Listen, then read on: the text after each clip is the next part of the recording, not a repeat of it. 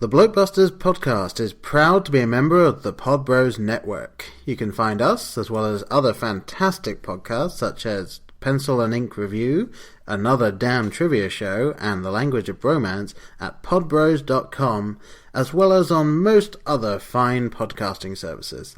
Now sit back, relax, and prepare to share and enjoy the BlokeBusters podcast.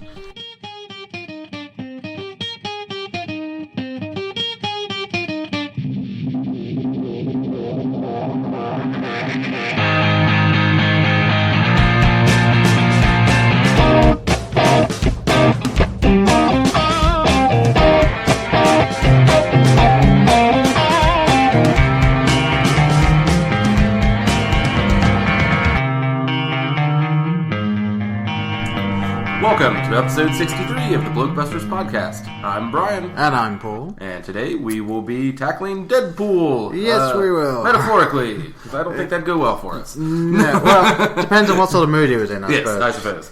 Right. Yeah, how much money has this made? Just a few? Well, let's see, shall we? I mean, at this point it's been out for 8 days, directed by Tim Miller, had a budget of $58... Director of Scott Pilgrim. Yeah, the director of $58 million. Wait, no, Edgar Wright was the director of Scott Wait, Pilgrim. no, not director. Was he writer on that? Probably Writer, yeah, I'm like, Edgar Wright. Oh, sorry. Let's do this again. Oh my god, how embarrassing. I'm hungover, folks. Yeah. Okay. And this is all staying in right. because this is the Deadpool one. So Okay, yes, we're being very meta. I might genuinely do no editing for this one. Oh, dear God. Alright, let's keep it tight then. Alright, so budget of $58 million, which was a little bit more, and I'll explain more about that later. Box office, again, 8 days after release. Worldwide, $349,631,435 US dollars. Yeah, this also had the biggest opening weekend for any comic book film ever. So, Yes. doing all right. Mm-hmm. Wasn't it the largest opening weekend? Just in... Well, largest ever in February. Largest comic book opening period. Mm-hmm. Even more than the Avengers, than Iron Man, Captain America, any of those. Yeah.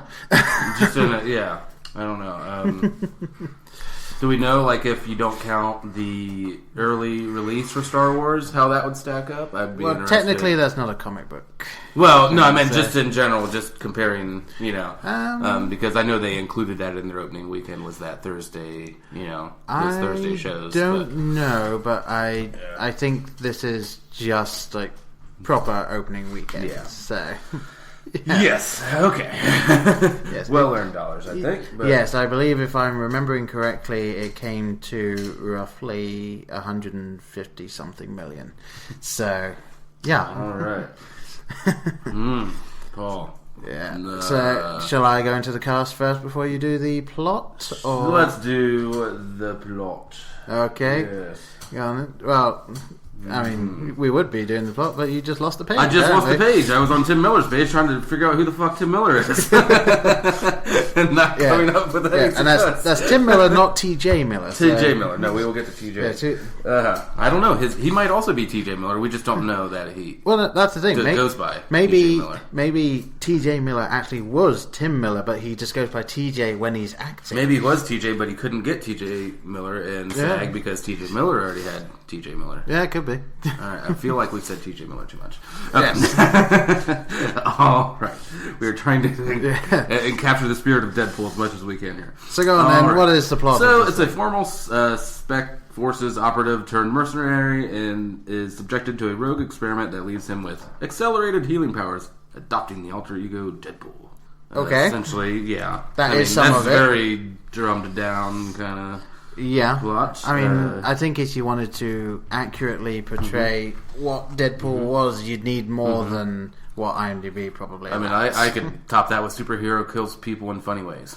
Yeah, there you go. We'll go with that. Yeah.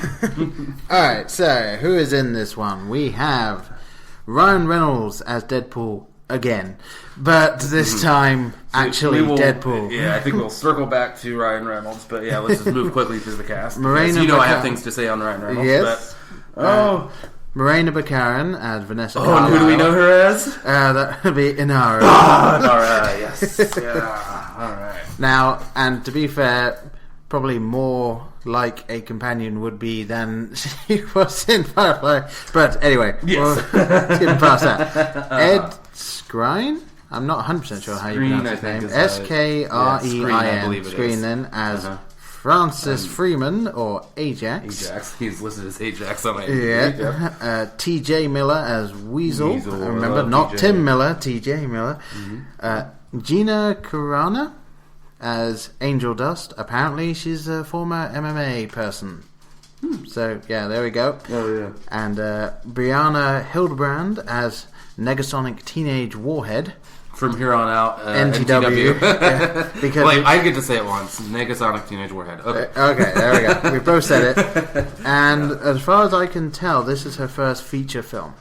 Yeah, I can't... She's done a bunch of web stuff and shorts. Yeah. But this is the first actual feature film. And the only other name I wrote down here is Karan Soni as Dopinder. Dopinder, I missed that one. Yeah. Yep. And he was from Safety Not Guaranteed. Actually. Oh, that's right, yeah. I knew I recognized him. Yeah, it was... It was interesting to see the when I was looking up... there, when I was looking up who was in this film, and then it was like, oh wait, I recognize... Oh, it was him! Yeah, fantastic little movie. Check that out if you haven't. Yeah. There were other people in here, I just didn't write them down. Lots of people. Yeah, maybe we'll get to that at some point. And of course, Stan Lee in possibly his best ever cameo. I believe so, yes. I thought the cameos of late had been pretty shitty, but this one was very enjoyable. Although really good in Avengers 2, I thought that was... wait, which one was Avengers 2? He was the war veteran, which he is. Oh, okay. So, yes. Okay. But, yes, that one was very fitting. This one was very good. My favorite was the janitor, or security. Yeah. Was it Captain America? Yes, it was. Yeah. I am so. I think fired. that was my favorite, probably up till this. Least favorite, just because how gratuitous it was Guardians of the Galaxy. Oh, you're going with that over because it was so quick. They were so up at the front of the movie, and just bam, right on Stanley. I was like, well. So you're going with that over... Pretty much the only thing I didn't like. Was it The Amazing Spider-Man, where he's just listening to the record? Wait, is The Amazing Spider-Man the most recent? Not the most recent, but... It's not the Garfield one? Those aren't the Garfield ones? Yeah, The Amazing Spider-Man is Garfield. Sorry, I thought you meant the most recent as in... the most recent reboot or whatever. Yes, it is, yeah. Cause, I did not watch those because Spider-Man. He is basically... he's listening to some music in the library and a fight's going on in the background. That was just... When you first see it, it's like, oh, that's kind of funny. But then it's like, it's still going on. It's still going on. Hank... Yeah. Oh, like one of those Saturday Night Live bits that should have ended 2 minutes before it. Yeah. Just trim a little bit. Yeah. Yes. Okay, that was Stanley's cameo. Brought to you by BlokeBusters. Okay. Yes. On to I think you had rounded out the cast there as much as we wanted to for the moment. As much as I could, and also just to say, just in case I can't edit around everything. Yes, we have 2 dogs and a cat in the background. So any little tip-tapping noises or barks that make it in, I apologise, but what can you do? We're keeping it real on this one. All right. Paul. Yes. What did you think of Deadpool? What did I make of it? Well, I can make a brooch. That's one. Sorry. What was your takeaway? I'm assuming you enjoyed it. I did. Okay. Yes. That wasn't too much of a leap for me, but... Yeah. Just in case anyone doesn't know at this point, I am a fan of meta humor. This film is meta humor, the film. So this redefining meta. Yes.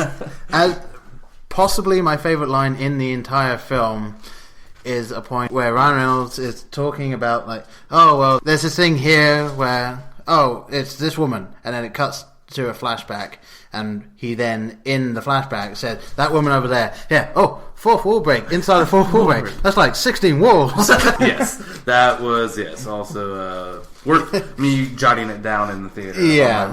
Book. And so in my opinion, and everyone's going to disagree with me on this because I'm not thinking critically, I'm thinking personally, best comic book film ever. Because it felt so much like a comic book to me that I was watching Deadpool. That's my opinion. What's your take on it? I don't know if I'm saying favorite comic book film of all time. That's still tough for me to pin down. But I will say definitely funniest comic book or Marvel film of all time, which for me, Ant-Man was at the top of that ladder briefly. Yeah, definitely. Because I always looked at Ant-Man as more of a comedy than a superhero movie or, or a comic-based movie. It's just because of the amount of jokes. Deadpool has Ant-Man to the 10th power jokes. Deadpool, a large part of his character is just jokes and being somewhat insane, because he is insane. But he could also be said to be the most sane out of all of the comic book realm, because he's the only one that knows he's in a comic book. So yes, he is self-aware of that. Which just led to so much great stuff.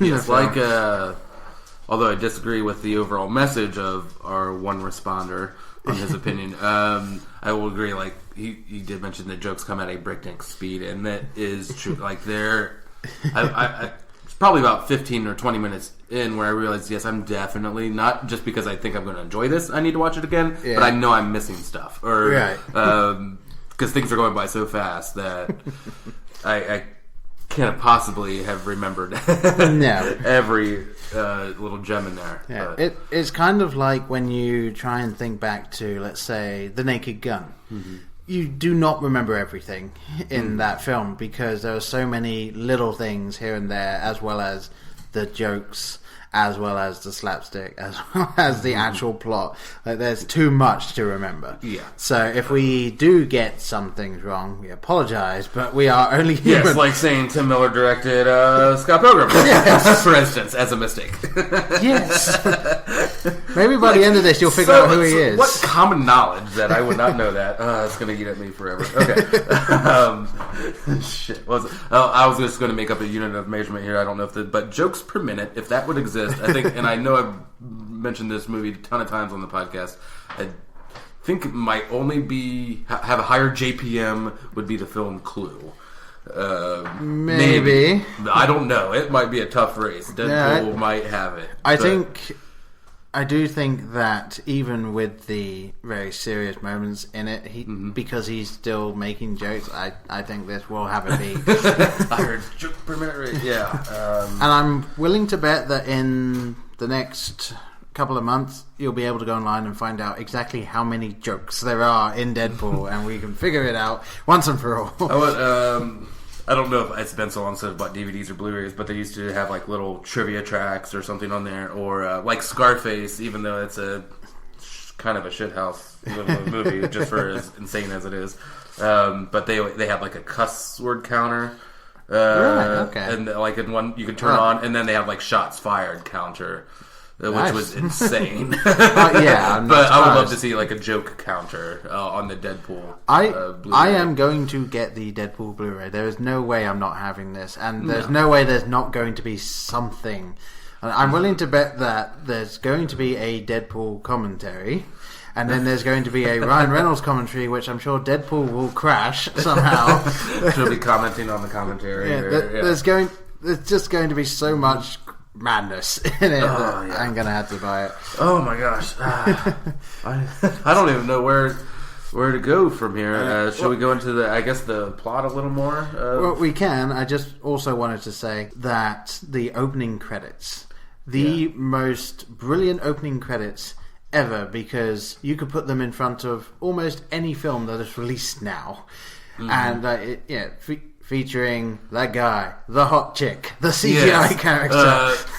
Now, this is... I wish I'd written it down. Of course, it wouldn't be a podcast if I didn't bitch about my theater experience. No,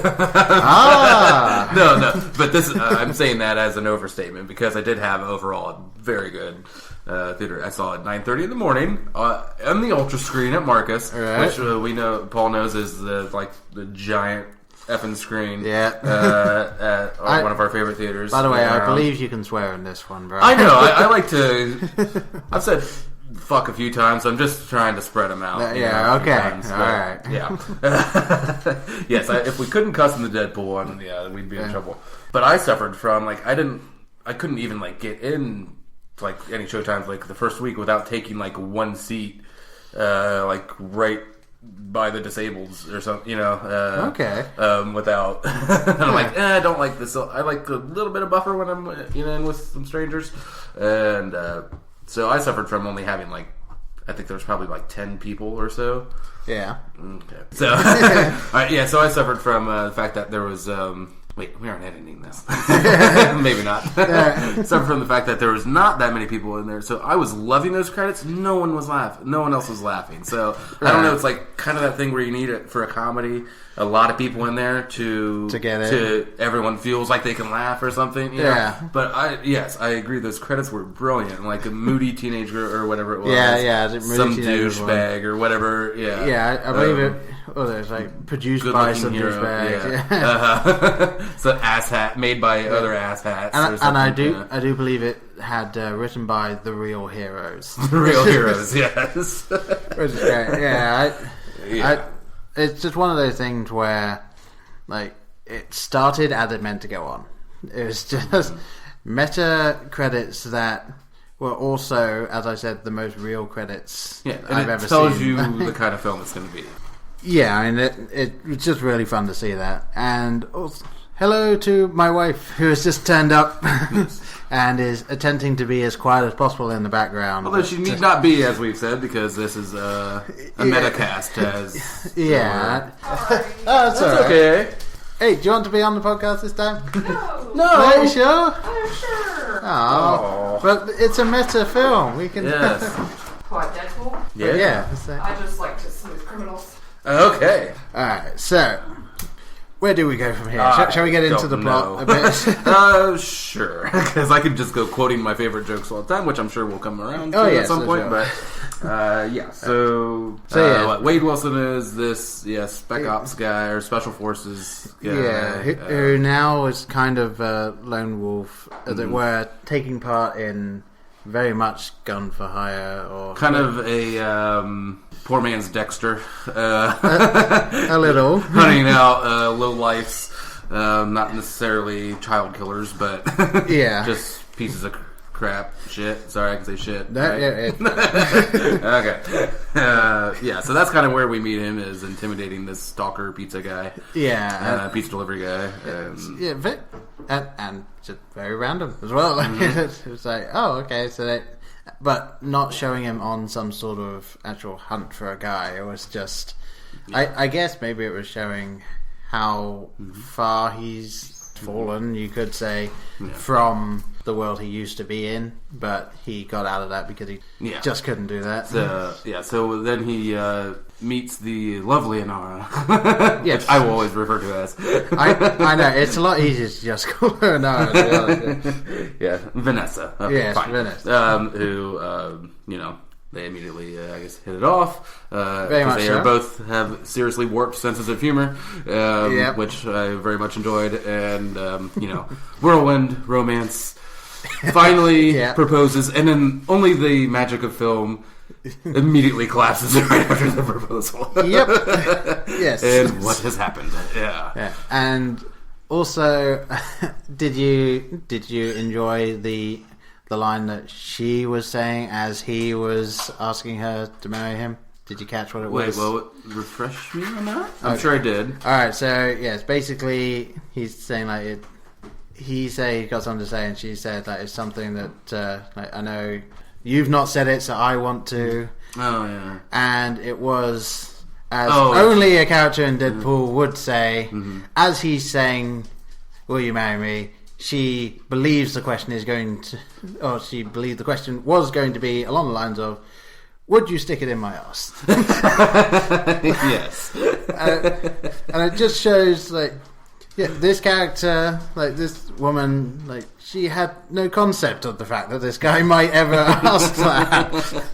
It was, a beautiful moment. Yes. As beautiful as that line can make a moment be. Yes. And I was just kind of paraphrasing. That's not exactly how it's said. No, yes, something along those lines. But yes, and then he says something. I forget what leads him to say I do, and she says that's my line. Or something like that. But so then collapse. Oh no, what's wrong with Wade. Yes. Wouldn't you know it's cancer? Yes, cancer in 4 areas at Bad once. cancer. Yeah. Yes, I do believe that it's, as actually T.J. Miller says at one point in the film about why a character is there. It's like, well, probably to advance the plot. I think the only character other than Deadpool to directly reference the film being a film is that point where he says that. Yeah, I don't know. Do you consider that full breaking of the fourth wall? Because he doesn't address the audience, but no, he does just note that. It's a movie. It's a way of saying yes, I understand that someone could say that as a point of it'll move you forward somehow. It's not specifically saying it's in a film, but in the Deadpool film, the question is, did they mean it like that? I'm sure they did. I'm sure. But is that too much for this character who isn't Deadpool? So he shouldn't know he's in a film. I don't know. I think it's fine. But yes. Yeah. Either way, little nitpicks. Yeah. So he gets the cancer. What happens then? He meets Men in Black guy, right? Yep. All right. Yes, so he does. Take it from here. I'll jump in. Yes. Well, so my voice is tired. That's all right. Yes. And we're not going to go through the entire plot, so don't worry. We're not going back to that as we did. But meet Men in Black guy who says, we can cure you, we can make you a part of this Weapon X program, which he agrees to eventually.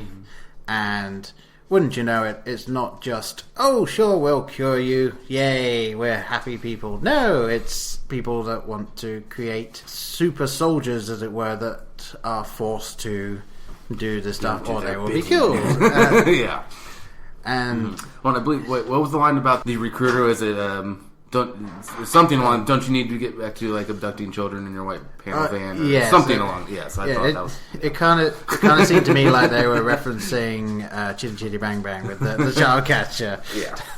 Which they could have been. I mean, yeah. They referenced pretty much everything in this second. So of course, just real quickly to wrap this part up. Things go horribly wrong, wouldn't you know, at that place, and Wade gets a little messed up all over. Just a little. Yeah. Some slight disfigurement. Adopts the superhero persona Deadpool. Yep. With help from T.J. Miller. Yes, the name comes from this thing where everybody that works at this place, which is where all of the mercenaries bar for assassins, apparently. Yeah. They all bet on whether or not someone is going to die, and it's called the Deadpool. Yes. So after not Captain Deadpool. Yes, after I think a minute of real name debate, they end up just going with Deadpool. Yeah. And it was actually, as you said, that a great bit where Ryan Reynolds is thinking about it, and he goes, "Yes, Captain Deadpool." It's just like, no. Just lose again. And I do like it's a sequence we see in a lot almost every superhero movie is the evolution of the suit, but I particularly liked how it was handled in Deadpool. With just the white shirt first and then bullet holes and blood pouring oh right, over this doesn't work. And that whole thing was like, does the mask muffle my voice? Did they not hear me? And to adopting the white eyes and all that. So that pretty much and then he's Deadpool, and then the movie from there pretty much. And he's trying to find Francis. And what you heard us talk about there, you'd think that would be the first half of the film. No, this is kind of like Memento, cutting back and forth, and so we're getting this throughout the film, which is kind of nice. I think it's a good way to break up all the action. I'd say from I don't know, maybe first third or something. They're just cutting back and forth from that initial action sequence. On the freeway that was in every trailer. Yes, and I was actually kind of fine with everything that we saw being in the trailer because they changed it enough in the actual film that it wasn't just what you saw before. And they did seem to kind of just speed past the bits that you had seen and spend longer on the stuff you hadn't. So I don't know if that was, intentional or not. But it's the type of movie where I didn't mind when I recognized a trailer moment just because there was so much else there. So many other jokes that had preceded it or that were following it that I didn't mind kind of knowing what that a line was coming up or anything like that. But like for instance, drawing himself while listening to Shoop or the rap music thing, Yes, I do not really know rap music very well, so well, you had to be fooled. Yes, I was not a bigger fan of the fact that I was in there, but like it was good that they were able to use that. Okay, so I would like to talk about TJ if we can, because if anyone could match the level or the energy level of the humor that's in this movie, it's TJ Miller, who is probably one of my favorite just comedic personalities. I don't even want to limit him to labeling him as a stand-up comedian, because he is just a generally hilarious person. Although, and the way he can pull references, just you look like there are 100 of those. Oh yeah, you look like where they just let him roll for half an hour. I believe there are even some in the trailer that aren't in the film. But I can't remember. You look like Freddy Krueger fucked a yogurt or something? No, it was, you look like Freddy Krueger face fucked a topographical map of Utah. Was the second one. I don't remember what the first... Oh my god, yeah. Well, there's the avocado had sex with an older avocado. An older avocado. And not good, like, hate sex. Not good. Like, they were going through rough... adopts this whole backstory. Yeah. As we were saying, just it's a bit from the trailer with so much added. So. Yes. They just, this is the only way they connect anymore. Oh my god, he's brilliant in every single one of his scenes. I could have used even a little more of him, but and it was actually, it's kind of funny that you say like matching the energy level, where his character in this seems to have no energy. No, he's this very sort of beaten down guy, but always has something. There's always something. The brilliance of the humor, is like every syllable is like seems like it's wisely chosen. It's just like maximum efficiency. Just completely loved him in this, as I pretty much loved him in everything he's been in. But even Transformers 4? Did I say everything? I said almost everything. Did I not? Not that I would ever subject myself to Transformers 4, but who knows? Maybe it's a gem. I have no idea. Well, he's only in it for like 3 minutes. I know what happens to him. I've had that spoiled for me as much as a Michael Bay film can be spoiled. Yeah. It's also not a podcast without shitting on Michael Bay a little bit. Yeah. All right. Yeah, I mean, technically we haven't said anything bad about Michael Bay yet. But no, Michael Bay sucks. All right. There we go. I was going to handle it for you, but now you... Oh, okay. No, please. I would love for you to handle it. Alright, well, let's see.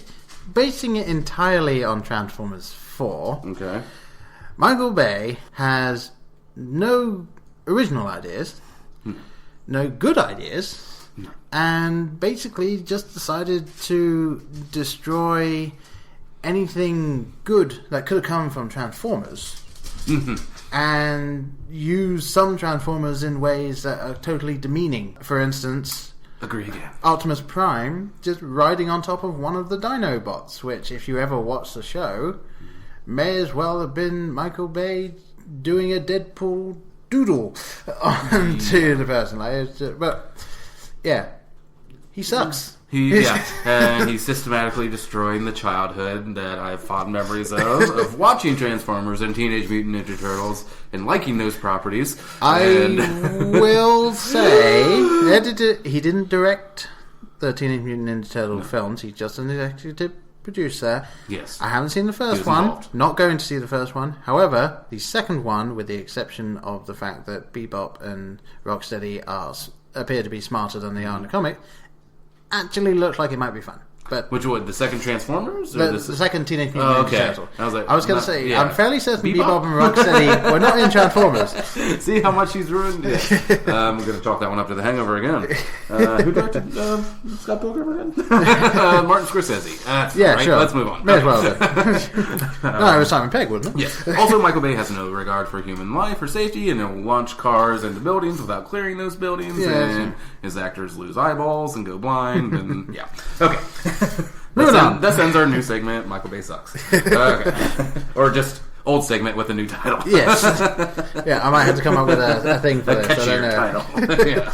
All right. Now, moving away from like giving just praise to all the film, yes. There were one or two things that I just wanted to cover, so that we aren't just gushing on the film. Yeah, exactly. As much fun as that is. As much as I enjoyed the X-Men like joining to the universe, and the fact that they even commented on it with Deadpool going to the Xavier school and them answering the door and saying like, for how big the place is, like, I only ever see you two. Like, it's as if the studio didn't have enough money for a third X-Men.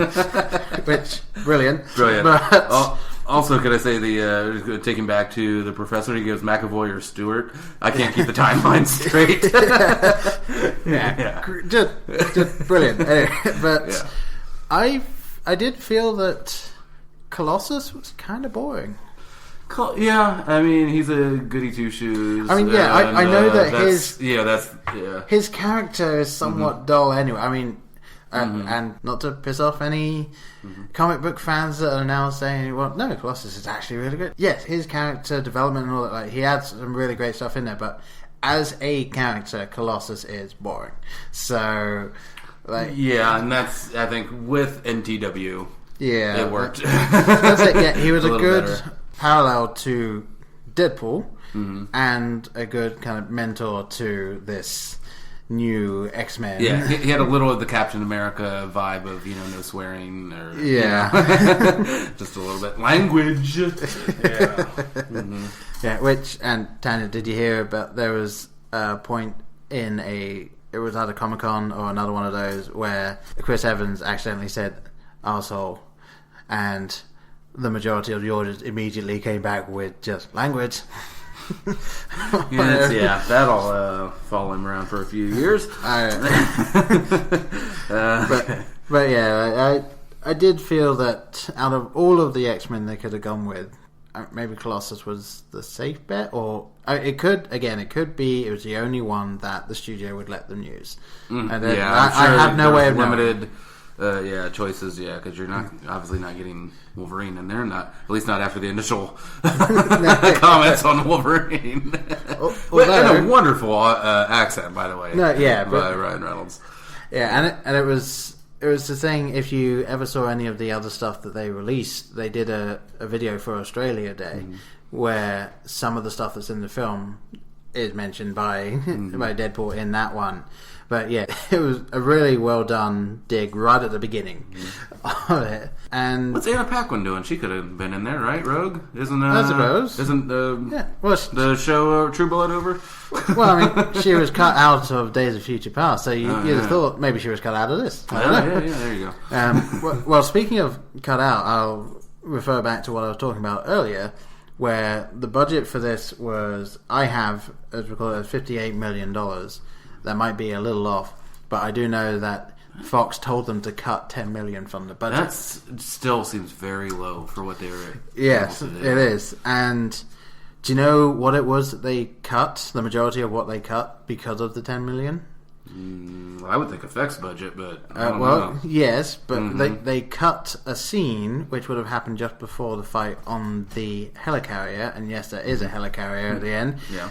Where Deadpool and Ajax had a motorcycle chase. And the way that they cut that out was they had Deadpool leave the guns in the cab. Brilliant. The reason that exists is because they had to cut money from the budget. Oh, God, that's great. Yeah, I can call him the cab. Yeah. Okay. Yeah, Back to gushing. I genuinely do think that Dopinder is the second best character in the film outside of Deadpool. I enjoy TJ Miller, but Deadpool and Dopinder could be a TV show by itself, I think. I would like just a spin-off of his show, which with an occasional Deadpool popping up. Yeah. I think that you get all of these things that you see now where it's, coffee with celebrities in cars and things like that. I think Dopinder should be the official driver of Deadpool, and you just see their interactions while Deadpool's going driving to Mr. Deadpool. Yes, there you go. While Deadpool's going to his next target or something. Yes. I think that would be a lot of fun. All right. Well, so I might put it. I don't think he'd be my favorite secondary character. Well, I'd either have to go TJ, Yeah. or someone we haven't talked about is the old blind lady that he moves in with, who I think she was brilliant in all of her scenes, and their interactions together were just gold. It is, yeah. And I've looked up some of her stuff in the comics. Do we have a credit for her? I didn't say it out. She is in there. I didn't write it down, I'm afraid. While you look it up, I'm going to say I looked up Leslie Uggams. There you go. Okay. Well, I looked up the character's backstory in the comics, and it's a really interesting one. There's a slight hint that Deadpool is keeping her captive, as it were, because he needs someone. Obviously it's not shown in the film, but in the comic, there was a point where she was able to escape and make her way to someone that she knew from before this all happened, someone that she could get away to and live with forever. And when she got there, Deadpool answered the door, and he'd killed that guy. Well, I don't like that at all. I'm just going to go on record and say, not a fan of that. No, and I don't think they're going to have that in the films that they need to continue to make, and they will. Yes. But I love that is something that is in the comics that they did change, because just having this old lady who can give as good as she gets, and the one of the funniest little jokes in the film for me was the fact that she's building the IKEA and the running IKEA. The IKEA bit was pretty solid. You got to pull your own weight, or this is the arrangement we have. Like, you got to do something, right? And just the phone arguments about which one of the IKEA things they were going with, and he's saying, "No, I told you we're going with this one." And that's it. Don't talk to me about this other one. I don't want to hear the credenza or whatever. Yeah. Oh my god. I'm just looking through my notes, and I realize they have no context, just written down, because I have fucked up tooth fairy written down. Can't really remember. I mean, sure, your recall's better than mine, but I have Fat Gandalf written down. Fat Gandalf. I do believe that was one of the bike guys in the bar. Yes. Yeah, like, see, there's nowhere to pull. Yeah, the fourth wall thing. Yeah. And what is this about? Like, I'm just reading the scribblings of a madman. That is me. About as much fun as a sandpaper dildo. Yeah, wrote that one down. Thought I can maybe use that one later in life. Yeah. That could have been at any point in the film, to be honest. That one. And I think I'll use this last one to segue into, because I want to get into Ryan Reynolds just a little bit, and then we can probably start to wrap things up. But the line in there, Vanessa or Inara says, looks all that. Was it her that at that point that says that? Or at that point, and he said, "Do you think Ryan Reynolds just got here on his acting abilities, his acting talent?" Yeah, So that kind of summed up my former feelings. Right. Well, at least up to the date on Ryan Reynolds. Yeah, or at least outside of this style of yes, because I think I've probably on one or two podcasts mentioned I'm not his biggest fan. I border on genuine dislike for him. I still go on record as saying that Buried is because that was my fantasy is to see him buried alive. It is or was his best film. Just based purely on acting. Truly, that is not one I want to revisit. That was a truly terrifying movie. I mean, if you're putting yourself in that situation, good God.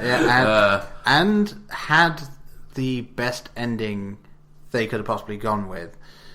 Without giving too much away. You haven't seen Buried. Yeah. Well, no, it's not a spoiler. Well, I guess we're not saying it, but yes, it's a very climactic ending to a very tense film. But yes, not the biggest fan of him. But I will say, because I've always viewed him as just overly cocky and kind of smarmy, perhaps a tinge of jealousy to his ridiculously good looks. So I will fully admit that. But that being said, that makes him perfect for this character of Deadpool. Yeah. The ego, the self-awareness. Yeah, the point that they had in the trailer, and they kept it in the film the exact same. The whole point of just don't make the super suit green or animated. Yes, kind of a jab at. I don't think it's kind of. I think it exactly is a jab at his previous superhero outing. Yeah, and it was so much fun to see him willing to just poke fun at himself. I mean, Deadpool does poke fun at himself, but literally this was Ryan Reynolds poking fun at Ryan Reynolds and Hugh Jackman. Like they had the OK magazine or whatever magazine it was, where him on the cover. He's just like, okay, yeah. Or was it People or something, like 50 Most Beautiful People or something like that? Yeah, I think one of them had Hugh Jackman on the cover, and the two others that were shown both had Ryan Reynolds on the cover of it. Oh, God. This if Ryan Reynolds does nothing else but just Deadpool for the rest of the time, like he's. Well, I read this will be the last, barring sequels, this is the last superhero character he will play. Right. He's gone on record saying that. So I'm not surprised. Like, if you're gonna play. You can't play anyone else after doing Deadpool. No, and you already got the bomb out of the way. We won't. Did you see that? The two, technically. I mean, if you're also going to cover his previous outing as Wade Wilson. Okay. Because in Origins, and again mentioned in the film. Yeah. And a lovely little thing where it did cut to a little doll of the original Deadpool from Origins and saying, "This is my prized possession," and it's the cover of Wham behind it. Like, Yes. Oh, the Wham. Yeah. I want to go watch Deadpool again. I know. I just want to go to see it again. So, is there anything else? I know we're coming in a little under time here, but there's not a whole lot else to go into other than if you, want to hear a second-rate telling of a joke that's better told in the movie. Yeah. Well, that was always the biggest issue, I think, when it came to reviewing this film, is we either had to be super critical and look at it just from a film critic perspective. Yes. Which we can't. Because of the type of people we are, this type of film, we're not going to come at it that way. Or I can put on that hat if you like me to. No, well, that's going to be the thing. When we come to our ratings for this, our ratings are not going to be the film critic rating, just because, well, at the very least mine isn't. Just because, no matter, there are definitely flaws in the film, there are definitely things that could have been done better, but this type of film is all about the experience, nothing else. That's what this is. Meant to deliver a good time. That's what it's there for. So there's that, and before we really do just get into rating stuff like that, I put out something on Twitter asking for comments from other podcasts and stuff about this film. To date, I have received one audio comment, but I know I'll be getting another one. Really, so I am going to insert them after I've read out these other two here. I got two written ones back. One from @Storybreakers, another great podcast, where they said they couldn't record something for us, but it was cracking fun time watching the film. Like, they just enjoyed watching it. So thanks for that. And then @AB Film Review, this is either Andrew or Bernadette. I didn't get a response back as to which one it was. Okay. But they said, I can't remember a heck of a lot from the film, but I know I thought it was okay. Wow. Well, that is a review. Oh, yes. And to go with that, I would say that pretty much sums up what the one audio file we got before we started recording said. So I'm going to put that in here. BlokeBusters, Hyro from the True Bromance Film Podcast here. Just wanted to drop you a quick nugget about my thoughts on Deadpool. So, in essence, this is a comedy, right? I mean, this is all jokes all the time with some action and some tights sprinkled in. So, much like every comedy, this is extremely subjective. If the jokes work for you, then the film will work for you. And if they don't, they don't. So, in this case, I thought the jokes were coming at such a breakneck pace that, a few of them hit, but many of them did not. And after a while, it became a little bit grating for me. And so once you strip away that humor, there's not much left, because the action is relatively, repetitive. There's not a lot there. It's like basically one giant action sequence, and the story is relatively straightforward. So there's not much left there. That being said, I could see how someone would really love this film, but it just wasn't for me. So I'm kind of right in the middle there. On our scale, we do a 1 out of 10. I'd give it a 5 out of 10. Solid film, but not something I'd want to revisit, and not something I want to champion. So, all right, guys, take care, and good luck with the show. Wow, that was something. Oh, yeah. And then, Did I give you a long enough edit there? Yeah, and then also, if we do get the other thing before I finish editing, here is where any more will go. Hey, Paul and Brian, I just wanted to say thanks for letting me send this into you guys. I really enjoy the BlokeBusters podcast, and I'm looking forward to hearing what you guys think about Deadpool. This is Drew from the Last Row podcast, and let me just start out by saying that I couldn't have loved this film anymore. Between the funny jokes and just the fact that it was self-aware, I gotta tell you, this was one of the most fun movies I've watched in a very long time, probably back to the original Iron Man, and just that experience that you have in the theater, sitting there enjoying it, not really knowing what's happening. It felt very fresh, very original, and very true to the character of Deadpool. It was really great to see Ryan Reynolds win at something besides having a perfect wife and a perfect body and millions of dollars. I don't feel that bad for him, but it really is good to see him have a successful movie franchise. I know he's really wanted this for a long time. And I love the fact that this film proved that an R rating is not a death sentence to a film. It proved that you can make your money back and still get people coming out to the theaters in droves, because the word of mouth between this thing, it just really blew up over the weekend. And I'm really, really glad for them, because I think it's going to pave the way for a lot of other really good movies. I know some people are worried about tons of rated R movies now that are just going to be unoriginal and uninspiring, but I look at it as a good thing. Another thing that I really liked about this was a lot of the callbacks to the other films, whether it was making fun of Deadpool from X-Men Origins Wolverine to the Green Lantern Easter eggs. I think there was a fun thing where there was an action figure of the original Deadpool from that crappy movie that I mentioned before. I thought it was really funny and self-aware. There was a lot of really great jokes. I thought the script was just an excellent script. I know I'm gushing over this thing, but I really, really had a lot of fun watching it. And overall, I say it's an excellent film, from the editing to the music to the acting. I left the film with a grin on my face, looking forward to potentially watching it again. And I'm sure there's a lot that you would pick up that you didn't see the first time. So thanks for letting me send this in, guys. I really enjoy your show, and I'm looking forward to hearing what everyone else has to say about this movie. Thanks, guys. Take care. There we are. Hey, that was wonderful. And if we don't get anything in, I'm going to leave that as it was. I couldn't agree more or less. Yeah, with that either review or silence. Yes. So yeah, this is going to be the most fun for me to edit, because there's not a lot I need to do. Pretty loose. Well, if you can't tell, we're pretty winging it. Yes, Not that we haven't done that before. Yeah, and I will say as well, thank you for my wife for letting me put in the very small amount of audio we heard from her. Amy. So there will just be you will have heard a completely out of context review just from her simply stating the thing that she really liked from the film. So there we go. All right, reviews? Yes, so okay. Our ratings, I mean? Our rating. Should we start the review now? Let's start the podcast. I think we'll start the review. Alright. So, now that you're warmed up, folks. So how about you go first? Alright, fine. As I alluded to... okay. I'll say, we need to start doing it at every podcast.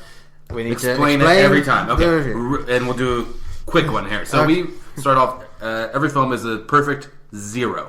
Yes. Then we start taking...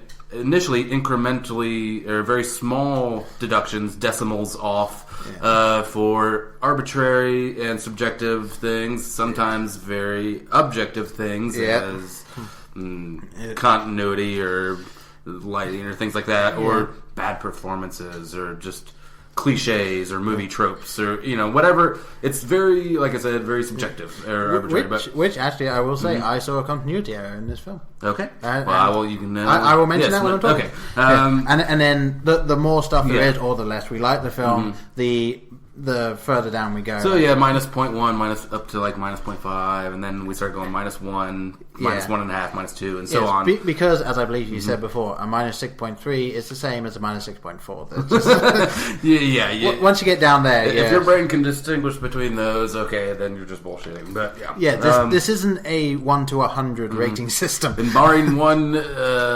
exception where I broke that scale with minus infinity, negative infinity for Mordecai. Yeah. Yes. Previously, I think the lowest was Dread. Yeah, I believe minus 13. Or minus 13, I did. One of us was minus 13. Okay. I'm not sure which one it was. Yes. So I will, as alluded to earlier, I can put on the critical cap, and I'll give a fan review. Okay. Or fan rating. I still want to say review. Boy, I need that aspirin to kick in.